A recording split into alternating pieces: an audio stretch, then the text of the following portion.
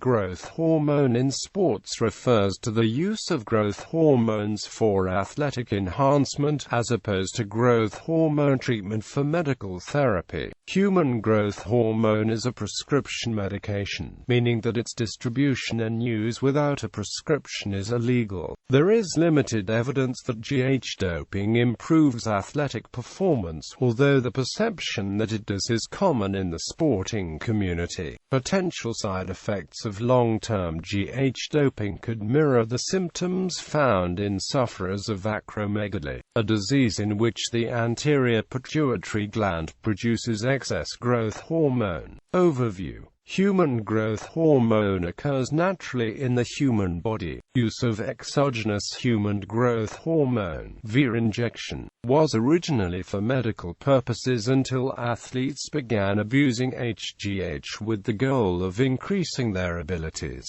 Before recombinant human growth hormone was developed in 1981, HGH was only available from cadavers. The arrival of HGH combined with other peptide hormone advancements has increased the availability of HGH on both the legitimate and black markets. The first description of the use of GM as a doping agent was Dan Duchane's Underground Steroid Handbook, which emerged from California in 1982. It is not known where and when GM was first used this way. In 1989, the International Olympic Committee became the first to brand human growth hormone a banned substance. Although abuse of human growth hormone for athletic purposes is illegal in the U.S., over the past decade it appears that abuse of HGH is present in all levels of sport. This is fueled at least in part by the fact that HGH is more difficult to detect than most other performance-enhancing drugs,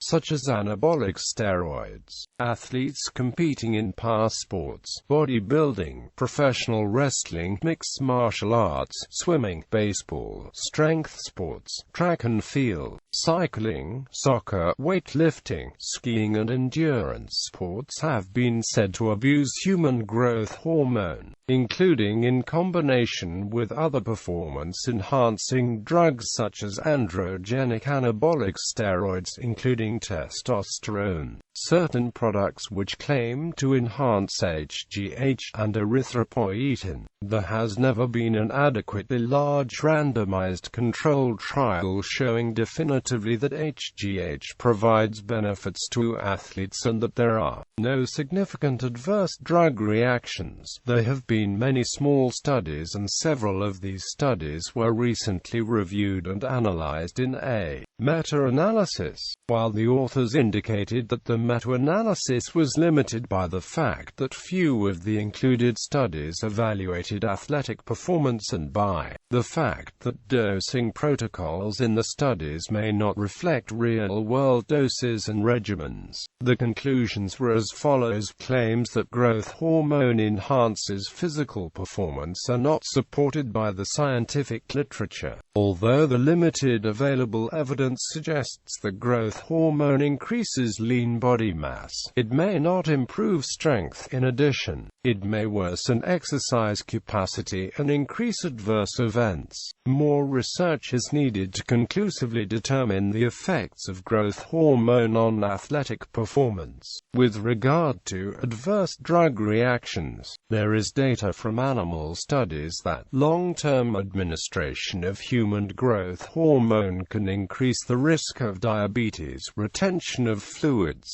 joint and muscle pain, hypertension, cardiomyopathy, osteoporosis, irregular menstruation, impotence and elevated HDL cholesterol. A report from the United States House Committee on Oversight and Government Reform on steroid and growth hormone use found that the misguided use of HGH by professional athletes and entertainers was fueling the industry peddling the drug to the general public for medically inappropriate uses. Putative benefits. Lean body mass studies have found that HGH reduces body fat and increases lean body mass. However, no increase in muscle strength was observed.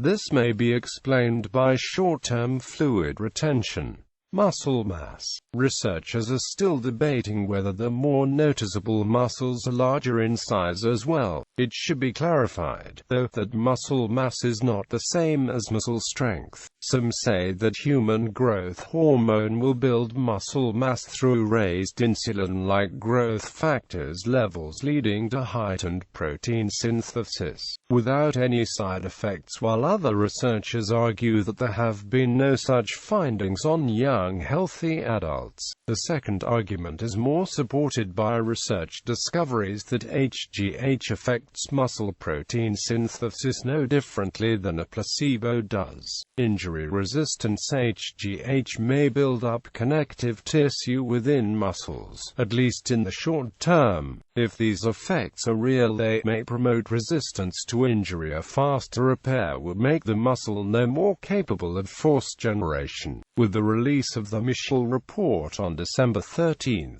2007, 86 players were revealed to have used performance-enhancing drugs while playing in the major leagues.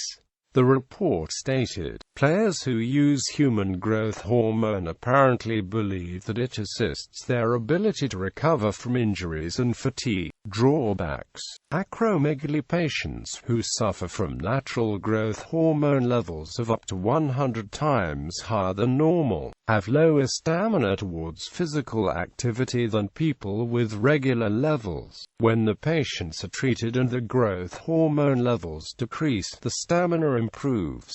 This knowledge is part of the evidence behind the new belief that athletes who use supplemental HGH to raise their levels far above average could actually decrease their exercise tolerance, and thus hurt their athletic performance.